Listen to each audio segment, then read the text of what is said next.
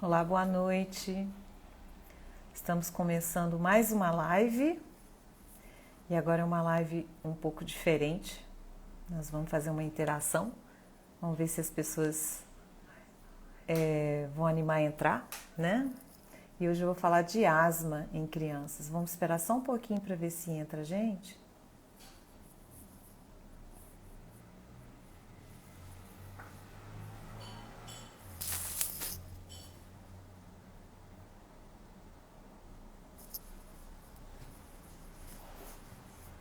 Ajeitar um pouquinho a câmera. Boa noite a quem está entrando.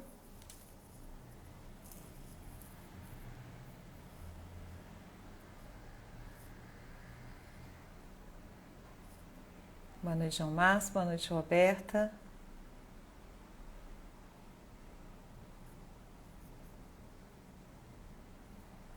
Estou só esperando um pouquinho o pessoal entrar.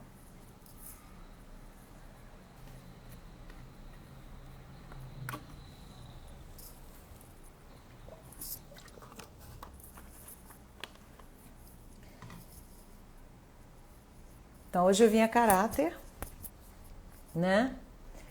Quem me conhece sabe que minha marca é registrada, esteto com bichinho, camisa com Mickey, né? Todo pediatra tem que ser assim. E para quem está entrando e não me conhece ainda, eu sou a Patrícia, eu sou pediatra e tenho área de atuação em pneumologia infantil. Então eu atendo lá na Cuidato, tanto em pediatria quanto em pneumologia infantil, e hoje eu vou falar um pouquinho de asma em crianças e dando a possibilidade, né, das pessoas poderem participar se quiserem, tá? Mas de qualquer forma eu já vou trazendo algumas dúvidas, algumas perguntas que sempre me fazem, né? Então, uma das coisas que sempre surge muito de perguntas, principalmente em atendimentos de bebês que chiam, né? É a pergunta, assim, a mãe pergunta para mim, ele tem asma, né? Esse bebê tem asma, meu bebê tem asma. E muitas vezes, dependendo da idade, a gente ainda não tem como, né, definir efetivamente se essa criança vai ser asmática ou não. A gente sabe que nos bebês que chiam, a gente tem vários tipos de chiadores, né? A gente tem um bebê que vai chiar transitoriamente, de uma forma assim, ele pode até fazer várias crises, mas até uns 2, 3 anos de idade ele vai melhorar desse chiado. Existe um outro chiador que vai até mais ou menos 5, 6 anos de idade, que é uma criança que geralmente só chia na vigência de resfriado comum, né, de infecções virais. E tem o verdadeiro asmático no meio, né? No meio disso tudo tem um verdadeiro asmático. Existem outras causas para uma criança chiar também, refluxo, às vezes alguma alergia alimentar, né? Tem algumas doenças que cursam com chiado, às vezes doenças cardíacas, mas esse grupo de outras causas corresponde a uma porcentagem muito, muito pequena. Então, efetivamente, aqueles que a gente mais tem assim, frequentemente nos 2 primeiros anos de idade é aquele que vai parar com 2, 3 anos, ou então aquele que só faz na vigência de resfriado, que vai parar lá para os 5, 6 anos de idade, e o verdadeiro asmático.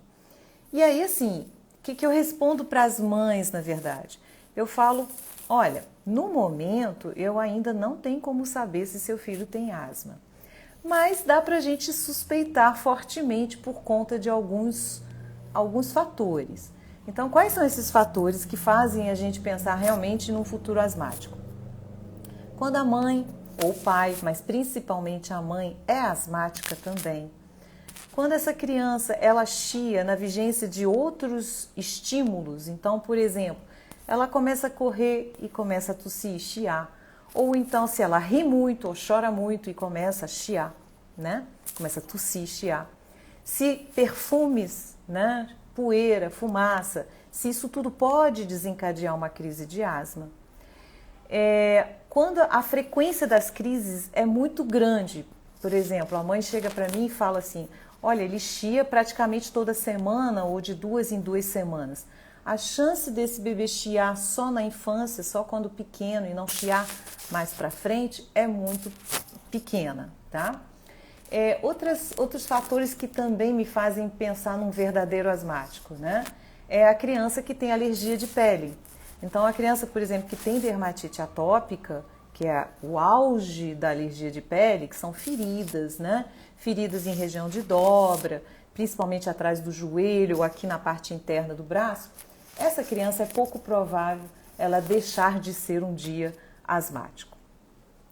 Aí, assim, essa é uma das perguntas que mais me fazem. Eu tô lembrando aqui a todo mundo que está entrando, gente, mandem perguntas, porque agora eu tô falando de forma aleatória, né? Mas mandem perguntas e se alguém quiser fazer essa live interativa, então vai ser um prazer receber alguém aqui, pedir para entrar, pedir para falar, para fazer algum depoimento. Sintam-se à vontade, a live é de vocês, tá? Eu só tô organizando, só isso. Então, enquanto vocês estão tomando coragem, tá? Eu vou continuar falando um pouquinho do que mais acontece, né? Então, assim, a outra pergunta que surge muito para mim é, mas assim, doutora, se ele é asmático, ele não tem cura, então? Ele nunca vai melhorar dessa asma? Então, se ele realmente é um asmático, né? Esse paciente, ele pode ter controle, gente. Na verdade, assim, o verdadeiro asmático, ele é asmático por toda a vida, sim. Mas ele pode ser um asmático controlado por toda a vida. Eu sou asmática e, no entanto, já tem muito tempo que eu estou sem sintomas. Então, eu tenho controle, não estou em uso de medicação alguma, tá? E se precisar, eu volto a fazer o tratamento de prevenção. Então, existe um ponto de tratamento quando o paciente está muito controlado, tá bem, que a gente consegue até tirar o remédio durante algum tempo. Às vezes meses, às vezes anos e às vezes nem precisa voltar. Só que só o acompanhamento, só a evolução é que me permite falar isso. Bom, como é que a gente trata esse paciente, né? Existe um erro muito comum, que é achar que o paciente ele precisa ser tratado somente na crise. Não. Se ele está tendo crises, isso quer dizer que ele não está controlado, ou seja, eu preciso de um tratamento de prevenção. E em que consiste o tratamento de prevenção da asma? A gente tem a mais famosa, né, o tratamento mais comum, que é a bombinha, né, que é o spray. Todo mundo conhece, não vou fazer propaganda de remédio, tá? Que a gente utiliza tanto na crise, mas existem medicações de prevenção. E como é que a gente usa em crianças? A gente usa com um aparelhinho que chama espaçador, que quem tem filho asmático já deveria estar conhecendo. Então, apresentando para vocês um espaçador. Esse é um espaçador que tem máscara. Agora, a gente, dependendo da faixa etária, a gente vai orientar a usar sem a máscara, com um bocal. Então, a partir de 4, 5 anos, a gente não usa o spray direto na boca, a gente usa com um espaçador com bocal. E aí tem toda uma técnica, uma forma de ensinar. Quando é muito pequenininho, que não tem coordenação motora, a gente usa um critério tempo. Eu coloco a máscara no rosto da criança, eu sempre tenho que sacudir meu spray antes de usar. Por quê? Porque aqui dentro eu tenho o remédio e tenho gás. E eu preciso transformar meu remédio em gás. Então, sacudiu bem, colocou aqui atrás. A máscara tem que ser adequada para o tamanho da criança, né? Porque se for uma máscara muito grande num bebê, por exemplo, vai vazar, né? Vai sair remédio por aqui embaixo. Colocou aqui, pegou bem em cima do nariz, em cima do queixo, deu um jato, 20, 30 segundos, né? Eu geralmente falo 30 porque a mãe costuma contar muito rápido. Então a gente coloca lá 30 segundos, se precisar fazer mais um jato a gente tira e volta a fazer. Quando a criança já tem 2, 3 anos, ela já pode participar. Então eu já peço para ela respirar fundo algumas vezes dentro da máscara. E aí quando chega por volta dos 4, 5 anos, a gente continua usando o espaçador, mas agora com bocal. Então tem toda uma técnica que inclusive melhora muito a aplicação do remédio. O remédio chega mais no pulmão. Então como é que eu peço para fazer? A criança expira, coloca o ar para fora, coloca a boca aqui, apertou puxou o remédio e segurou 10 segundos. Essa é a forma correta de fazer. Aí vem gente e fala assim, mas doutora, meu filho já é adolescente, meu filho já sabe fazer, já faz direto na boca, né? Não precisa de espaçador não. Eu vou falar para vocês, eu ensino isso todos os dias da minha semana eu ensino esse mecanismo inalatório para os meus alunos, para os meus pacientes. E quando eu estou em tratamento, se acontecer de eu ter que fazer meu remédio na correria do dia a dia, não, estou saindo correndo, né? Vai acontecer de eu fazer errado. Porque a maioria das pessoas fazem errado. Quando eu faço direto na boca, eu preciso ter um sincronismo perfeito entre o momento que eu disparo o remédio e o momento que eu vou inspirar. A maioria das pessoas fazem errado, tá? E aí o que acontece? O remédio fica na boca, e aí é absorvido, dá efeito colateral, e não vai para o pulmão, que é o lugar para onde eu gostaria que ele fosse, para fazer o efeito dele. Então, o ideal, e isso eu acho que todo pneumologista de criança concorda com isso, a gente usa espaçador qualquer idade, tá? Eu tenho, esse espaçador é o meu. Então, a gente consegue uma eficácia melhor do remédio com isso. E assim, eu vou dizer para vocês que no ambulatório, a maior parte das vezes, consultório, ambulatório, tanto faz, né? Eu atendo no SUS com as faculdades e eu atendo no consultório, 98, 99% das vezes que o tratamento não está dando certo ou não está dando como deveria, né? Não está fazendo efeito como deveria, na maioria das vezes é porque está fazendo errado, tá? 98, 99% das vezes está fazendo errado e fazendo assim, porque não tem culpa, né? Foi ensinado ou não foi ensinado errado. E a gente pega situações bem chatas. A gente pega situações, às vezes, de criança que já está há quase 10 anos com asma e fazendo errado. Ou seja, a gente precisa corrigir. E muitas vezes só a correção, sem aumentar a dose de remédio, sem associar remédio, sem pegar remédio mais potente, nada disso. Só de corrigir a técnica, o paciente começa a melhorar. Tá? Muito bem. Outra coisa que é muito importante, que eu venho me preocupando cada vez mais, né? Gente, lembrando a quem entrou por último, mandem perguntas e participem, entrem aqui comigo para conversar. Muito bem, mandaram uma pergunta aqui. Tem diferença entre asma e bronquite? Então, a asma é um tipo de bronquite. O que é bronquite? Tudo que acaba em "ite" em medicina quer dizer que tem um processo inflamatório. Então, quando a gente fala assim, amidalite é inflamação das amígdalas, né? Faringite, inflamação da faringe. Bronquite, inflamação dos brônquios. Então, existem outras causas de inflamação dos brônquios que não seja por asma. Quais são? A gente tem do fumante, por exemplo. A gente tem bronquite infecciosas, né? Mas a asma é um tipo de bronquite, sim, de causa alérgica. O que acontece é que na maior parte das vezes em pediatria, quando a gente está se referindo à bronquite asmática, né? É a mesma coisa que a asma brônquica. Então, em pediatria, frequentemente, quase sempre, a gente está falando da mesma entidade. Mas a gente tem que fazer essa diferenciação, sim, porque existem outras. A asma é uma bronquite, mas nem toda bronquite é asma, ok? Muito bem. Quem mais quer me perguntar alguma coisa? Me perguntaram, então, se o tratamento era para toda a vida. O tratamento, então, enquanto não controlado, a gente começa e vai fazendo. O tratamento, ele deve ser contínuo durante bastante tempo. E por quanto tempo, Patrícia? Então, geralmente, a cada 3 meses, mais ou menos, eu vou reavaliando o paciente. No início, mais frequentemente, 1 mês, né? Mas quando ele está melhor, de 3 em 3 meses. E aí, à medida que ele estiver controlado, eu consigo diminuir a dosagem. Então, a ideia principal é manter a menor dose do remédio que mantém esse paciente controlado. E às vezes chega ao ponto de a gente tirar o remédio.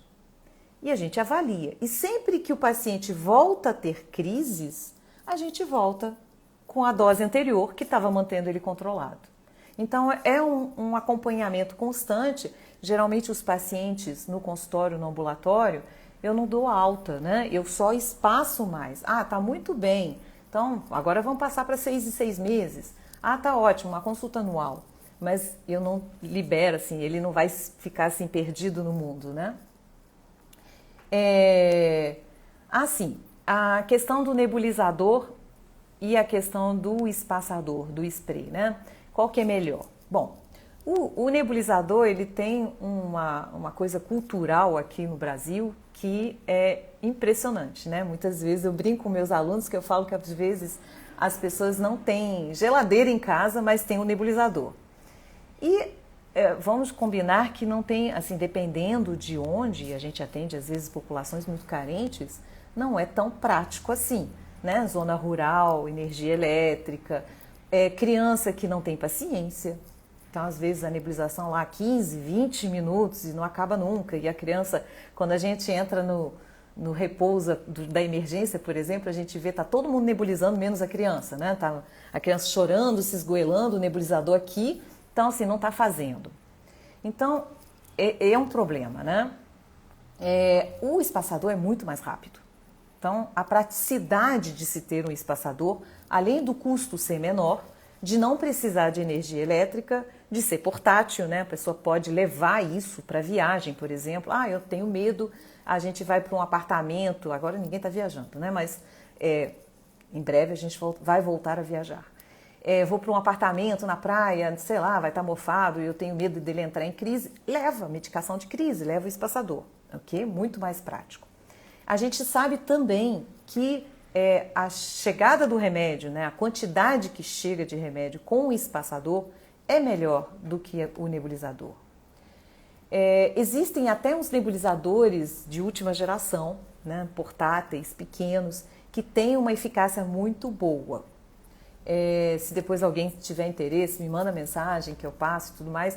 Eles têm até entrada USB, não são tão caros assim, mas enfim, são mais caros do que o espaçador. Atualmente, por conta do Covid, gente, a gente está evitando de nebulizar. Por quê?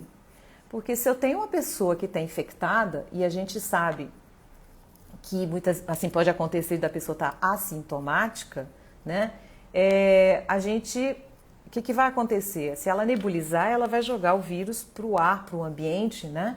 Então, ela aumenta o risco das pessoas que convivem com essa pessoa de se infectar, tá? Muito bem. Por que tratar de forma preventiva? Além do que eu já falei, né, da questão do controle, porque o que acontece? Às vezes eu pego pacientes que têm uma crise a cada 2, 3 meses. E aí eles falam para mim, puxa, mas vou ficar esse tempo todo usando medicação todos os dias? Por que eu não uso só quando eu tiver sintomas? E aí, assim, existe uma coisa, eu falei para vocês que a asma é uma bronquite, né? Bronquite quer dizer o quê? Que tem processo inflamatório. Então, a mucosa, né, o que reveste os brônquios, aqueles canais que levam o ar, eles estão inflamados. Assim como quando a gente machuca, a pele fica inchada, vermelha, dolorida, acontece isso dentro dos canais que levam o ar. Isso acontece de forma contínua, independente do paciente estar tossindo, chiando ou com falta de ar naquele momento. Então, ele tem inflamação. Então, por isso, eu preciso usar uma medicação anti-inflamatória de forma prolongada para tirar essa inflamação. Porque eu sei que se eu deixar essa inflamação ali, a qualquer momento, qualquer estímulo um pouquinho maior, né? E o asmático é isso, é uma pessoa que reage mais intensamente a estímulos que outras pessoas não reagem, né? Pelo de animais, cheiros, perfumes, né? Poeira, etc. Vírus também. E aí essa pessoa vai entrar em contato com algum gatilho e ela vai fazer sintomas. E tem mais. Se esse processo inflamatório ele permanecer por muito tempo, ele pode causar alterações. E alterações, às vezes, irreversíveis. Então, muitas vezes, o que acontece? Essa pessoa, ela vai depois, numa futura crise, ela pode ter muita dificuldade de sair da crise. Então, esses pacientes que já têm inflamação mais instalada, mais tempo, são pessoas que eu tenho mais dificuldade na hora da crise de tirar. São pacientes que muitas vezes na emergência, são pacientes que me assustam. Por quê? É uma pessoa, eu já tive oportunidade fiz 20 anos de plantão de emergência, são pacientes geralmente mais velhos, que já estão há mais tempo com asma e não tratam, né? E aí eles têm essa inflamação crônica. E eles estão tão acostumados a ter falta de ar, a não oxigenar bem, que esses pacientes, eles não percebem, o limiar de percepção deles muda. E aí o que acontece? A mãe pergunta se tá tudo bem. Não, tá tudo bem. Esse paciente, ele vai deixar passar o momento da crise, assim, o momento de ir para o hospital. Então, já aconteceu no consultório de eu perguntar assim para a mãe, para o próprio paciente, aliás, eu perguntei assim, você está chiando? Ele falou, não estou não. E aí eu coloquei o estetoscópio, estava chiando horrores. Estava com uma crise de moderada a grave. Então, eles perdem essa percepção.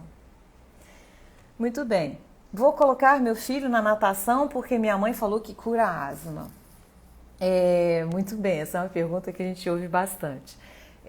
Na verdade, qual a lenda, né? Agora vou falar um pouquinho de lendas, né? Tem a lenda da natação.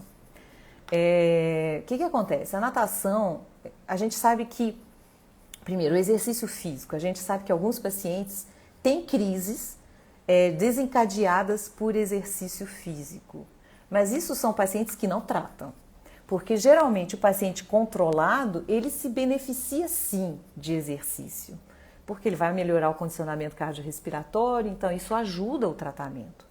Mas o paciente que não está controlado, o exercício pode ser um gatilho. E acontece que entre todos os exercícios, a natação é que menos desencadeia crises de asma. É a menos asmatiforme que a gente fala. Então, ficou essa lenda de que natação trata a asma. E não trata, gente, não trata. Ajuda na melhora do condicionamento, como qualquer outro exercício aeróbico. Então, quando a gente fala de criança, não sei se tem alguém aí da educação física, mas quando a gente fala de criança, gente, o exercício físico, ele precisa passar por uma avaliação da criança. A criança precisa gostar. Eu cansei de ver aquelas crianças assim, principalmente, tadinho, os gordinhos que vão para a natação porque as mães acham que eles vão perder peso com a natação, acham que eles vão tratar a asma deles com a natação e fica aquele pacientezinho sentadinho na escada da piscina, sofrendo porque ele não gosta de se exibir na frente dos amigos e finge que está fazendo natação e a mãe finge que está colocando na natação e não acontece nada, obviamente, não melhora de nada. Então, vamos respeitar, porque às vezes o mesmo paciente estaria muito feliz numa aula de futebol e fazendo efeito tanto para a parte de condicionamento quanto para a parte alimentar, ele estaria mais feliz e tudo mais. Então, vamos respeitar a vontade dos pequenos, dentro da medida do possível, do orçamento familiar, é claro, né? Então, tem essa lenda da natação. A outra lenda muito comum, gente, que bombinha vicia, né? Com certeza vocês todos já ouviram falar. Gente, eu vou repetir de novo, quem quiser entrar, tá todo mundo tímido hoje, né? Quem quiser entrar, pode entrar, por favor, vem aqui conversar comigo, conta um caso, conta caso do filho, da filha. É só pedir para entrar. Então, a lenda da bombinha. A bombinha vicia. O que acontece? A bombinha não vicia, gente. O que acontece muitas vezes, eu vou até contar uma história para vocês. Uma vez eu estava indo para um congresso de pneumologia com uma colega, que também é da mesma especialidade. E a gente sentou ao lado, dentro do avião, ao lado de uma pessoa que estava muito ansiosa. E com isso, provavelmente, a asma dele devia estar totalmente descontrolada. E aí, do meu lado, e ele assim, o tempo todo. 4, 5, 6 jatos de medicação para crise, deu uns 5 minutos, mais 4 jatos e eu já estava desesperada. Falei, ele vai ter um ataque aqui, né? Porque assim, são medicações seguras nas doses certas, né? Nas doses corretas. E eu estava com a minha amiga assim, vou falar alguma coisa, vou pegar a bombinha dele, vou fazer alguma coisa. E assim, é exatamente isso que as pessoas se referem quando falam do vício, né? Não é que vicia, é que a pessoa não faz tratamento de prevenção e aí ela precisa efetivamente do remédio para respirar. Mas se ela estivesse usando outro remédio, aquele de prevenção, e ela tivesse sem sintomas, a finalidade do tratamento de prevenção é não precisar da medicação de crise. Exatamente isso. Então, a lenda vem disso, de pessoas que não tratam. Ninguém fica viciado na medicação de prevenção, tá? Como prevenir crises de bronquiolite? Já passei um grande aperto. Tá.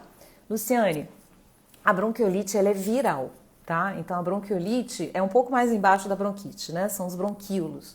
Geralmente, o que acontece? A criança faz um primeiro quadro quando tem meses ou no máximo até 2 anos de idade e é uma infecção, um vírus, que dá sintomas, assim, primeiro de resfriado, ou seja, aqui em cima, né? Coriza, tosse, etc.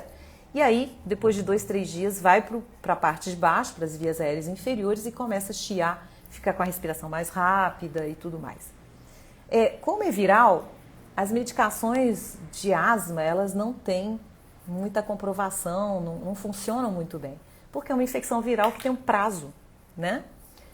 O que acontece? Esse bebê, ele pode voltar a chiar. Ele pode voltar a chiar pelo motivo, eu acho que você não tinha entrado ainda, eu falei no início, tem crianças que chiam até 2, 3 anos e tem crianças que chiam até os 5, 6 anos por conta de resfriado, mas que vão parar, que não vão ser asmáticos, ok? Prevenção, se for viral efetivamente, são crianças que a gente prefere não colocar muito na creche muito cedo, né? Porque aí qualquer vírus que pegar dos amiguinhos na creche vai fazer uma crise de bronquiolite. Então, a gente tem que primeiro definir quem é esse bebê que está chiando. É um futuro asmático? Aí, se for um futuro asmático, a medicação é bem-vinda, né? É uma criança que está fazendo só bronquiolite mesmo, é viral? Talvez não precise de medicação. Então, a gente tem que fazer essa avaliação para saber, tá? Agora, você me trouxe um assunto que é muito interessante, Luciane, que é a prevenção. Porque muitas vezes eu pego pacientes que se agarram à medicação, né? Tem que ser medicação.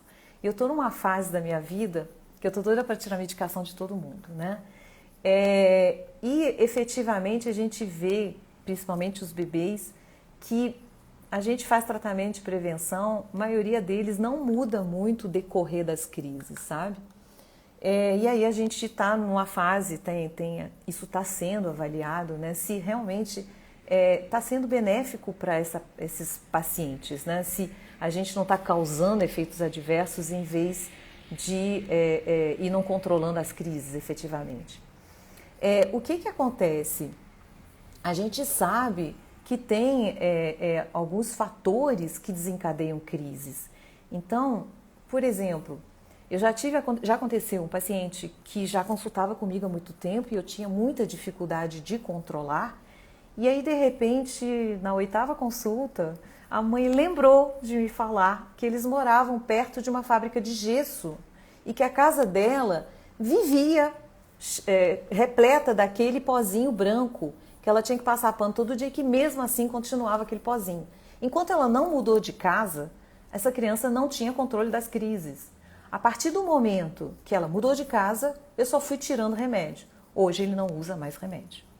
Então, mesma coisa, tabagismo passivo. Os asmáticos sofrem demais. E aí, assim, a primeira coisa que as pessoas me falam é: nossa, mas eu não fumo do lado. Sim, mas tem 2 fumaças. Tem a fumaça do cigarro e tem a fumaça da respiração do fumante. E toda vez que ele vai fumar um cigarro, ele exala fumaça 2, 3 horas. 2, 3 horas.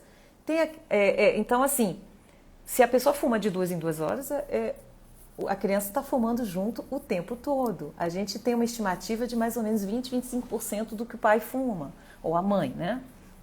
A mãe costuma ser pior porque geralmente ela fica mais com a criança, né? Então, assim, a gente sabe que é um fator extremamente importante, mas muito importante em relação aos asmáticos. O asmático que é tabagista passivo, ele costuma ter mais crises graves e ele tem mais dificuldade a responder o tratamento. Então, muitas vezes, quando os pais resolvem parar de fumar, né? A gente tem uma regressão, a gente começa a retirar remédio e muitas vezes, eu, por exemplo, não poderia conviver com tabagismo, porque é nítido para mim quando eu estou num ambiente que tem alguém que fuma, que começa a me dar tosse, eu começo a sentir falta de ar, tá? Luciane falou que desde que eu comecei o tratamento, ele nunca mais teve crise, graças a Deus, você... Obrigada, Lu. Muito obrigada. Animal doméstico. Animal doméstico, tomara que não tenha veterinário aqui para... Posso ter um bichinho em casa. Então, gente, os animais, em relação... Se a gente colocar na balança, né? O fumo, o tabagismo é o pior. O tabagismo não tem comparação, não tem mofo na parede, não tem nada que se compare ao tabagismo, tá? Para o asmático. O animal doméstico tem a questão, é muito controverso, tá? Tem a questão do pelo, tem a questão do epitélio da caspa que sai do animal mesmo, né? Que a gente não vê, mas que estimula, né? Para o asmático. A gente sabe efetivamente que isso é pior para a rinite, mas para o asmático efetivamente não é tão desencadeante. Eu acho, e assim, existe uma teoria da higiene, vamos dizer, que diz que se você não tiver contato, se a criança não tiver contato, né, com qualquer pelo de animal, com qualquer animal nos primeiros anos de vida, a chance dela ter crises mais graves posteriormente é maior. Então, existe essa controvérsia. O que eu acho que eu gosto muito do caminho do meio, né? Eu acho que dormir junto com o animal, para quem é asmático, eu não aconselho, né? O cachorro dentro da cama do asmático, não. Mas um bichinho cada um tem sua cama, né? A criança e o animal, e convivem durante o dia. Eu sou super a favor. Eu tenho cachorro, eu não tenho problema algum. De vez em quando eu amasso ele um pouquinho demais, meu nariz começa a coçar. Mas assim, um convívio tranquilo, tá? Gente, pede para entrar. Eu vi a Josi entrando aí. A Josi é uma excelente fisioterapeuta. Ela tem uns relatos tão legais. Entra aí, Josi. Cadê você? Corticoide. Tem pessoas que têm fobia pelo corticoide, né? O corticoide, na verdade, o que acontece? O corticoide é um hormônio, né? É um hormônio que nosso organismo produz. Então, o corticoide, quando eu tomo ele, né, xarope, comprimido, etc., eu acabo alterando a produção do meu hormônio, da minha produção. Por isso que é problemático. Mas assim, quando eu tomo ele, eu tomo pela boca, tem absorção sistêmica direta, né? E são miligramas. Então, a famosa prednisolona, prednisona, que todo mundo conhece, são medicações que a gente usa quando realmente precisa, numa crise mais forte. Agora, o corticoide feito pela bombinha, na bombinha, é microgramas.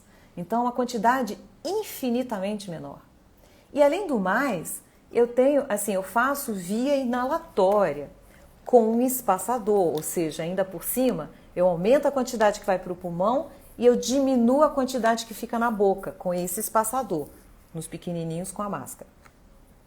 Então, assim, eu estou usando um remédio que praticamente vai quase todo para o pulmão, numa dose infinitamente menor, e eu ainda oriento meu paciente para lavar a boca. Ele lava a boca depois, portanto, eu diminuo o que fica na boca que vai ser absorvido, tá?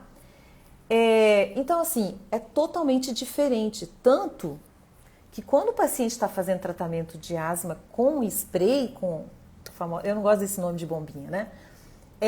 Com spray, ele não tem problema quanto à vacinação. Não tem problema algum quanto à vacinação, porque às vezes a pessoa, não posso vacinar porque eu estou usando corticoide. Não, peraí, é corticoide em bombinha? Não tem problema algum, tá? É uma dose muito, muito baixa.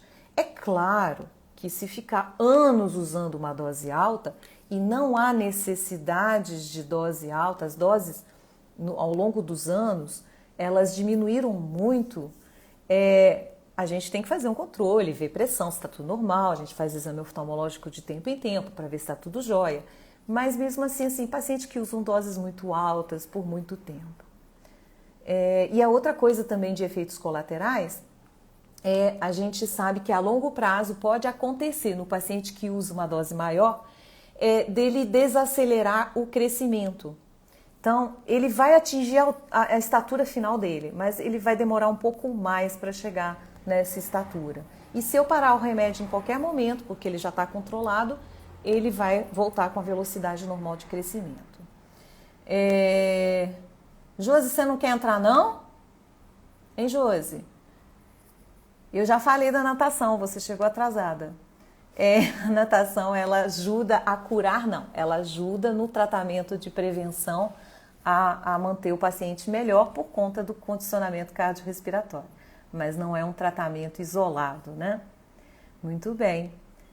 Cadê você, Josi? Pede para entrar aí. Conta uns casos aí pra gente. Você tem tanta coisa interessante. Bom, enquanto a Josi toma coragem, vamos falar de outras coisas. Podemos? Entra aí. Pede aí para entrar.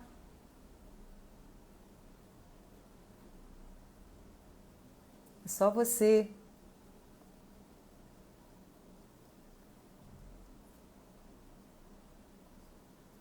Admitir aqui a Josi, para a gente conversar, vocês vão ver. Ela atende, a Josi é uma fisioterapeuta, ela atende Olá, muito.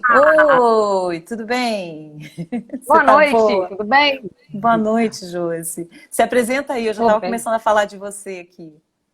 Então, eu cheguei um pouquinho atrasado porque eu ainda estava trabalhando lá no consultório, mas meu nome é Josiane, sou fisioterapeuta. Prazer ter vocês, estar com vocês aqui, né? Prazer, deixa eu só arrumar a luz aqui. Prazer falar de asma, né? Porque a asma é uma doença que às vezes a gente acha que ela é inatingível, né? A gente Uhum. acha que lá. E assim, eu sou fisioterapeuta, trabalho na área respiratória há uns 19 anos, mais ou menos. Ela atende meus Já trabalhei bebês. e já trabalhei também em UTI pediátrica e agora eu trabalho em casa. Eu atendo os bebês que as mães escolhem fazer fisioterapia, né? Com Uhum. os filhos. Então, assim, eu já atendi vários pacientes seus, né? Já indiquei pacientes para você também, porque a gente acredita nesse trabalho. Eu acredito em tratamento multidisciplinar. Eu sei que Nós não é só a acreditamos. fisioterapia que vai curar, né? Eu sei que não é só a medicina que vai curar. Eu acredito no momento A2, A3, A4, do que for preciso para que seu filho tenha o melhor caminho a seguir, né? Uhum. Eu lembro que eu atendi um paciente seu, vou até contar essa história aqui. Eu cheguei, você estava falando de uma casa que tinha gesso, que Uhum. a mãe tinha que limpar o gesso, né? Eu cuidei de uma criança, ela tinha 4 anos.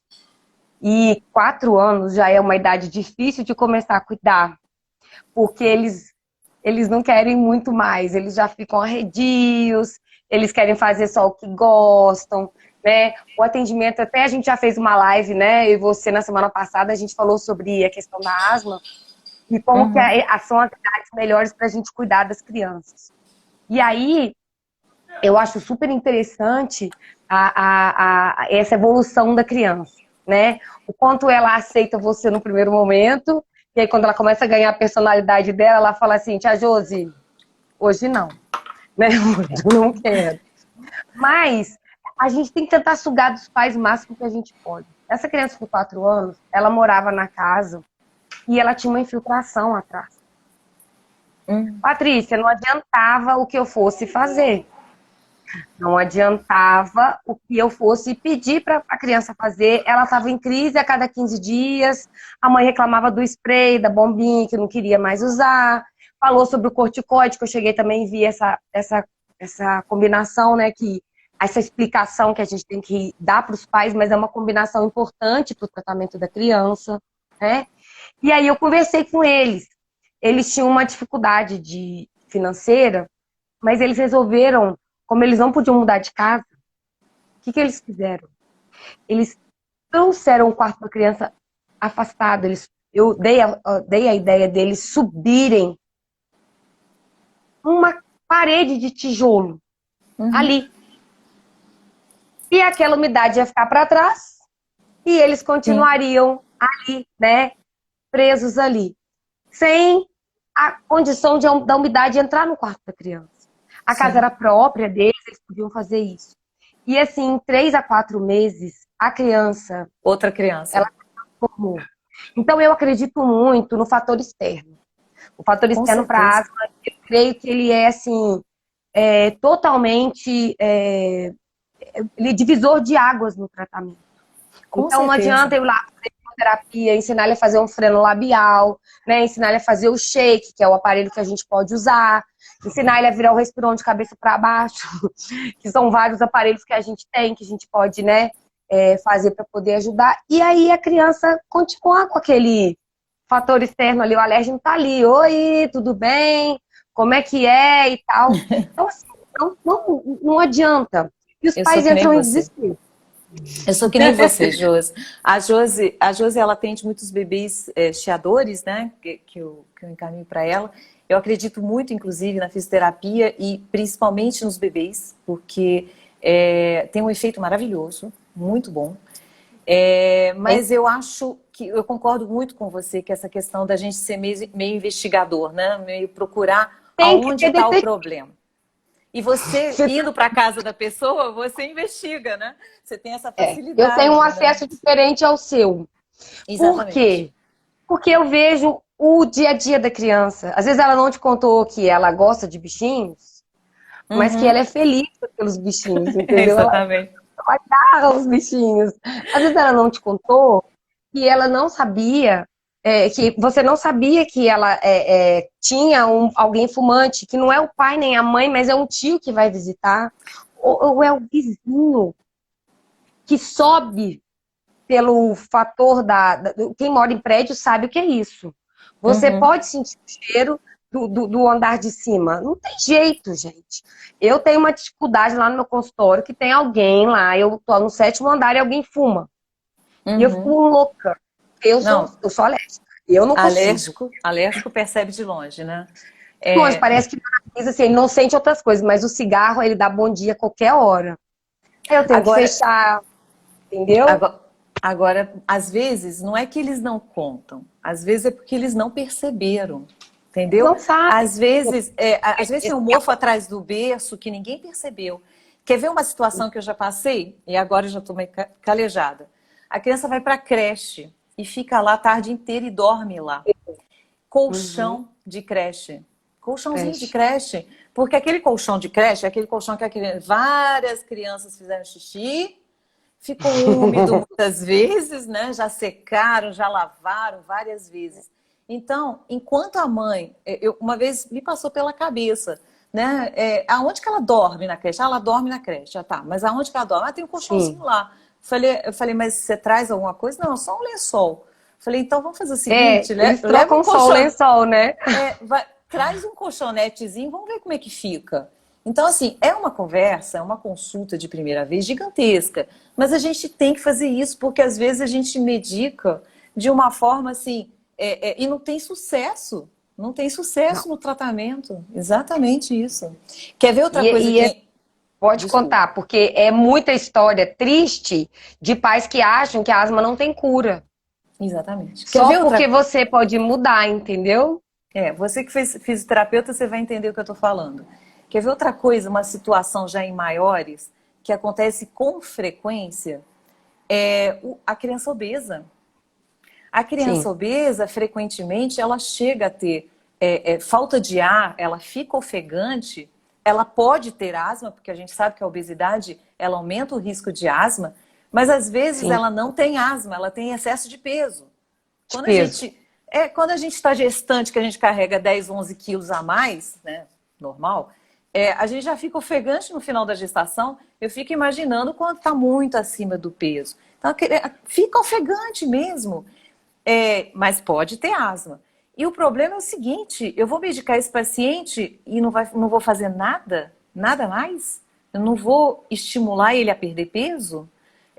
Qual que vai ser o sucesso desse tratamento? Né? Então, eu tenho me preocupado cada vez mais com essa questão de pediatria integral, sabe? De ver tudo. Sim, ela é importantíssima, porque é o todo. Não adianta ela só no Exatamente. seu consultório e voltar. Por exemplo, eu atendo crianças, que eu faço um projeto bem interessante sobre Pilates Kids, né? Que a gente está tentando entrar com a prevenção do exercício postural nas crianças para a gente ter adultos mais saudáveis, né? Uhum. Então, eu descobri de um garoto que a mãe achava que ele tinha asma, ele usava o spray, a bombinha, e aí, eu vou falar spray, bombinha, até eu falar só spray, tá, Patrícia? Tá, vai explodir, hein? Eu preciso aprender, vai explodir. E aí, o que acontece? Eu descobri que essa criança não tinha asma. E ela usava a bombinha, porque a mãe falava com ele que a qualquer momento que ele sentisse alguma alteração, era para ele usar a bombinha. Era como se fosse um amuleto. E aí, o exercício, ele faz o quê? Ele aumenta a frequência cardíaca, ele com certeza vai aumentar a sua frequência respiratória. Então, qual que é a diferença de você ter uma falta de ar e você ter uma crise asmática? E aí, eu tive que conversar com essa mãe. Falei com ela, olha, observa, perceba, o seu filho não está com problema sério a ponto de ter que usar um medicamento mais forte, né? Não é que ele é agressivo para quem não precisa. Ele é agressivo Exatamente. quando se toma doses erradas. E aí a gente começou a trabalhar. Eu falei, olha, você vai ter que sair para caminhar com seu filho. Porque olha só hoje, com essa pandemia que a gente está vivendo, as crianças não têm corrido mais. Elas não têm se desenvolvido mais, assim. Criança que brinca na rua, tem criança que brinca no clube, tem criança que brinca no pátio do colégio. A gente sabe disso. Estão cansados de ficarem parados. E aí, eles vão correr, o que vai acontecer? Ai, tô com uma falta de ar. Né? Eu atendo 2 irmãs num prédio que eu tenho que fazer o aquecimento com elas na escada. E elas chegam com a língua de fora. Tia Josi, você tá me matando. Olha só, tô ficando sem ar. Tipo, tô imitando elas aqui. Aí eu falo, Aí uma delas virou pra mim, eu tô com uma crise de asma. Eu falei assim, alto lá. Você sabe o que é asma? E aí eu comecei a tentar explicar pra elas, porque ela já deve ter escutado um amiguinho, alguém, falando sobre isso. Então, o exercício, a gente eu não sei se você já falou sobre isso aqui, que o exercício ele pode desencadear uma questão asmática. Sim, né? sim. Mas um exercício leve, alguma coisa assim, igual quando eu trabalho com as minhas crianças, eu tento produzir movimentações de membro superior, de braço, um pouco de perna, para que ative também o pulmão dele, porque o pulmão é elástico, o pulmão é músculo puro. Então eu preciso trabalhar para que isso tenha mais facilidade de a pessoa respirar melhor, que ele tenha mais facilidade de expirar melhor, né? Porque a asma não é falta de ar, você já deve ter falado isso também. A asma é porque tem muito ar ali. Então eu não vou ficar aqui repetindo, mas quando eu explico isso para as mães com mais tranquilidade, assim, com mais certeza do que assim, eles precisam de propriedade, né? De saber o que está acontecendo, de saber alguém que explica. Chega no consultório, às vezes, eles te fazem 1000 perguntas. Mas eles têm 1002. E eles não perguntaram naquele momento. Então eu vejo muito isso. É importante que as pessoas tenham a oportunidade de ter a explicação que ele precisa. Sim. Né? E a criança, ela precisa entender isso também, que ela precisa contar para o pai dela. Né? E aí, o que fazer? Eu tenho uma criança que ela tem 9 anos, você já tratou dela. Eu não sei hoje se ele ainda continua indo, é o Caleb, e ele faz Pilates Kids comigo. E aí, às vezes, ele conta pra mim, tia, ontem eu tive uma crise de asma. Aí eu fico assim, e aí? Você usou o spray? E aí, o que você pode fazer durante o exercício? Você tá se sentindo mal hoje? Ele, não, hoje eu tô de boa, hoje eu tomei um remédio, hoje eu tô de boa, então minha mãe me deu e tal. Aí a mãe já me contou que em alguns momentos, tipo assim, ontem, Josi, ontem ele passou por um estresse muito grande. Aí a ansiedade desencadeou. A ansiedade desencadeou. Aí desencadeou a ansiedade que trouxe a crise. Aí ele fala assim, tia, mas hoje eu não posso fazer exercício. Mas aí eu aprendi com você que eu tenho que fazer o exercício para eu ficar bom, né? Uhum. Então aí a criança começa a entender o porquê disso. Então o Com certeza. domiciliar, ele traz com você, porque a gente Uhum. vai lá durante a semana, né, muito mais vezes. Então eu tenho, Entendi. assim, histórias muito engraçadas e histórias Aqui, muito boas de melhoras, assim, grandes. não, é muito bom. É muito bom mesmo porque a gente vivencia as mesmas coisas, né? Inclusive, você estava É, falando bom do demais. exercício. O É, exercício, assim, muitas vezes, quem limita o exercício não é a criança, né? É a mãe. Já tive é a mãe mãe. me pedindo assim: a senhora pode dar um atestado para ele não fazer educação física? Eu falei, por quê? Ah, isso aí é Aí clássico. não, para ele não fazer educação física, porque assim, eu tenho medo dele entrar em crise, sabe? Aí, se ele entrar em crise, eles vão me ligar do colégio para ele não ir fazer. Eu falei assim, mas peraí, ele está controlado, ele está com a medicação, ele está bem, a gente está até retirando a medicação de tão bem que ele está. O E exercício, tá? nesse momento, é super bem-vindo, né? Aqui, É, como a gente está quase chegando a uma hora, eu vou responder sim. só uma pergunta a mais que me perguntaram, assim, se a asma melhora com a idade, né? Na verdade, Sim. assim, E depende, aí? assim, porque depende do tipo de asma. A gente tem crianças, sim, que vão melhorar, que efetivamente não são asmáticas de verdade, né? Melhoram com 2, 3 anos, outros melhoram com 5, 6 anos de idade. Mas o asmático depende, tá? Cada dia a gente aprende mais sobre asma. A gente tem pacientes que fazem asma só quando idoso. A gente tem paciente que tem asma somente na gestação. Tem paciente que tem asma só com exercício físico. Tem paciente que melhora ao longo dos anos. Cada caso é um caso. Então, assim, melhora com idade? Existe controle. A gente consegue controlar. Eu Isso. acho assim, que eu gostaria muito que ficasse dessa live para quem assistiu, para quem chegou no meio. No início, você não estava, eu falei muito assim, dos diversos aspectos clínicos, os bebês Sim. chiadores, quando é que eles podem ser asmáticos ou não. A forma de usar o espaçador, que eu acho que assim, é extremamente É importante. fantástico. Se você não Isso ensinar, você tá jogando vai dar remédio errado. fora, é bem Exatamente. complicado. E a ideia da gente assim avaliar sempre o que está acontecendo, né? De forma integral, da gente ver assim, tem crianças que fazem, por exemplo, como é que eu posso ter uma criança sem alergia alguma se a comida dela é toda ultraprocessada, cheia de corantes, de Uhum. balas, É, não tem como, ela está toda inflamada. É por isso que o é asmático, isso o mesmo. obeso tem mais asma, porque ele está inflamado. A asma é um processo inflamatório, é uma doença inflamatória. Então, assim, vamos tentar ter uma vida um pouco melhor, vamos ter um pouquinho de atividade física, o mínimo que seja, Física. um pouquinho de sol para absorver vitamina D. Vamos melhorar essa alimentação o mais natural possível, né? Eu sei que é criança que vai pedir um docinho de vez em quando, mas o mais natural possível, né? Possível. E vamos checar o ambiente de casa, o que pode estar desencadeando essas crises. Aí sim, pode ser que num primeiro momento a gente precise sim de medicação e até a gente conseguir o controle. Isso vai ser avaliado com um especialista, claro. A maioria dos pediatras sabe manusear isso, né? Claro. E se precisarem, claro, pneumologista infantil. E fisioterapeuta, obviamente. Fisioterapeuta.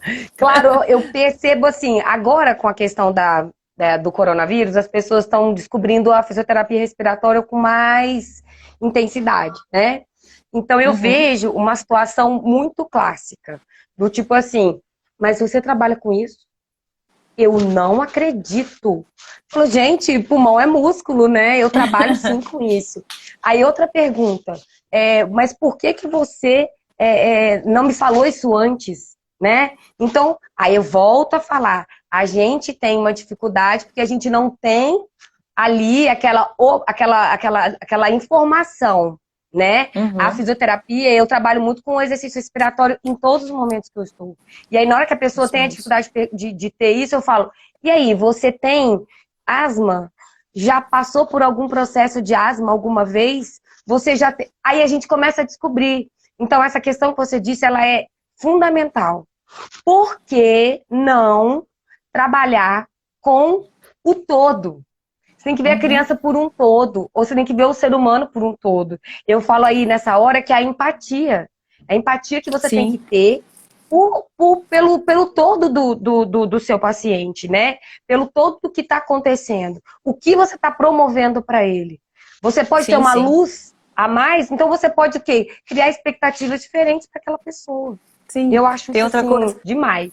É porque esse assunto vai longe, né? Mas a gente está nos últimos Vai, aqui 4 minutos. O Instagram tem que liberar as 2, 3 horas, entendeu? Mas eu já vou parar por aqui e deixar você É, terminar a sua live, tá? tá, joia. Obrigada, foi Mas de ótimo. A gente tem nada. que marcar outras, tá Com bom? A sua certeza. live lá que a gente Obrigada, fez Josi. com crianças, ela teve muitas visualizações. Eu tive uma resposta muito positiva. Eu quero te agradecer aqui ao vivo, tá bom? Imagina. Obrigada pelo convite. Beijo e Beijo. sucesso aí pra você, tá bom? Gente, obrigada. Então, gente, só para finalizar, essa live vai ficar gravada, tá? Ela vai ficar gravada no Instagram da Cuidato e é um novo modelo de live que a gente vai fazer de agora em diante. Vai ter outros profissionais fazendo isso na cirurgia plástica, na estomaterapia, na nutrição, de conversando com vocês. Hoje eu consegui somente a Josi, né? Somente não, tudo isso, né? Mas assim, Não, que para isso. Nós que estamos teve aqui. coragem de entrar, mas a ideia é essa, é a participação de vocês, tá bom? Um grande Sim. abraço, um beijo e qualquer coisa, vocês me mandam as dúvidas que aparecerem depois, tá? E qualquer coisa, assim, entrem no Instagram da Josi, ela tem muita coisa legal aí de pilates para criança, tem muita coisa bacana. Tchau, Eu vou gente. deixar o meu aqui, ó, meu arroba aqui, qualquer coisa. Se alguém precisar, tá bom? Para poder, se a gente precisa, né, pra gente se ajudar aí e poder ajudar no que precisar, tá bom? Então Abraço tá para jóia. vocês. Gente, abraço. Tchau, tchau, Tchau, boa tchau. noite.